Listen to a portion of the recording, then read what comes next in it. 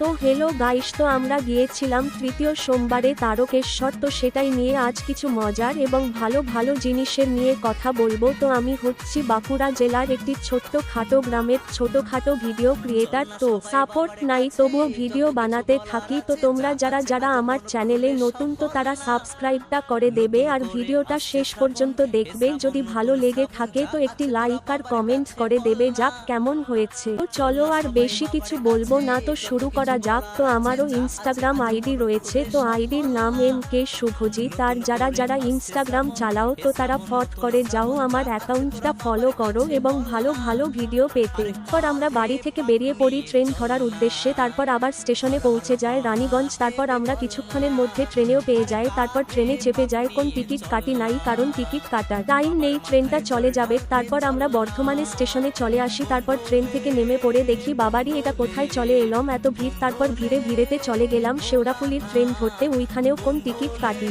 নাই কারণ টিকিট কাটলে আমাদের লেট হবে, তাহলে ট্রেনটা পালায় যাবে। তো তারপরে চেপে গেলাম শেওড়াফুলির উদ্দেশ্যে। তারপর চলে এলাম শেওড়াফুলিতে। এইখানেও যা ভিড় বলে বুঝাইতে লারবো, যদি এইখানে এত ভিড় হয় তাহলে ওখানে যে পথে রাস্তায় কত ভিড় হবে। তারপর শেওড়াফুলির স্টেশনের ওই লেখা বোর্ড, তাতে একটু জোরে জোরে হাঁকায় ভিডিও করে নিলাম। তারপর খেয়ে পদে চলে গেলাম গঙ্গার ঘাটের দিকে একটু মজা করতে করতে। তারপর অলরেডি জল লিয়া হয়ে গেল। তারপর আমরা বিরায় পড়লাম তারকেশ্বর বাবার কাছে যাওয়ার উদ্দেশ্যে। তো যা ভিড় হয়েছিল রাস্তাটা, তো আমি লোক দেখে আরো হাঁকাইতে শুরু করলাম। বলি ভক্তের মনে কি বলছে, কেউ কোনো উত্তর আর দিচ্ছে নাই, কারণ কেউ জানে না বা জানলেও এখানে গান আছে দিয়া। তো এত লোক মানে ভক্ত আর এত বড় বড় স্ট্যাচুগুলো বানাইছে শিব, দুর্গা, মা কালী, গণেশ, হনুমান, রামের। তো দেখে খুব ভালো লাগছিল। তারপর ওইসব দেখতে দেখতে ভক্তের মন কি বলছে বলতে বলতে তারকেশ্বরের মেন গেটে চলে এলাম। তো বাবারই এবছর যা লাইটের সিস্টেম করেছে, তো ওইটা দেখেই মন ভরে গেল। তার ভিতরে গেলে কত মন ভরবে। তো আমরা দিন সকাল 11টার সময় শেওড়াফুলি থেকে জল তুলে তো পৌঁছেছিলাম তারকেশ্বর বাবার দরবারে ওই রাত